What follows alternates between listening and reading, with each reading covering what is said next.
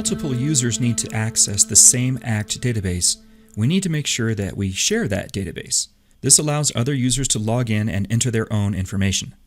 Now we've already created user accounts for several different employees.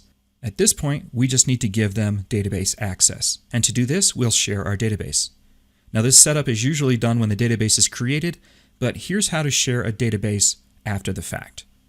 From the Tools menu, let's go to the Database Maintenance submenu, and from here, I'm going to click Share Database. When the User Account Control window shows up, I'll click Yes. And just like that, this database is now shared. But our users are still going to need some help accessing the database, and this screen shows us how to accomplish that.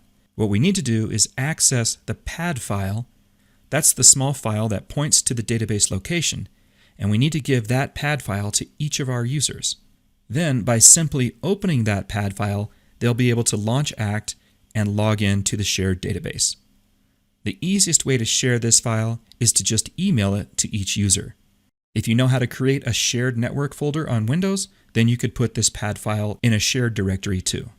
Let's take a quick look at the PAD file just to see how it works. I'm going to click this link, which opens up my Windows File Explorer and takes me right to the PAD file for my database.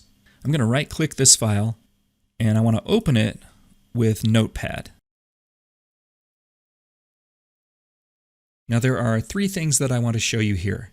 The first thing is the database name. You can see the name of my database here, My First Database. This PAD file tells ACT to open the database named My First Database. Second, we have the host. This is the computer or server where the database resides. So for me, it's a machine called Desktop DL2TP6R.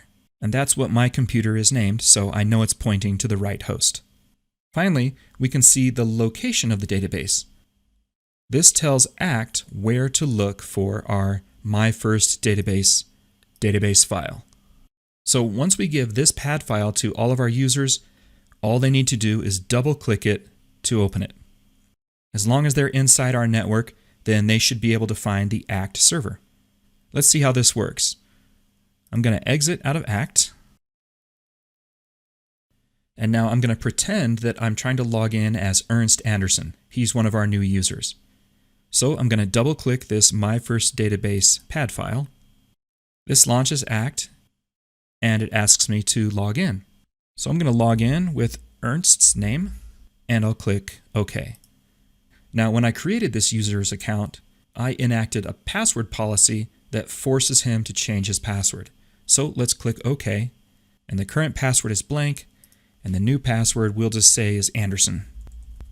And since I haven't created any limitations to passwords, I should be able to click OK and this password will work. Since I've changed my password, ACT reminds me that I might need to update my password for any third-party applications. I don't have any set up yet, so I'm just going to click OK. And now we've opened up this database for the first time for Ernst. So now we've shared the database and we've made sure that it's available to all of our other users across the network.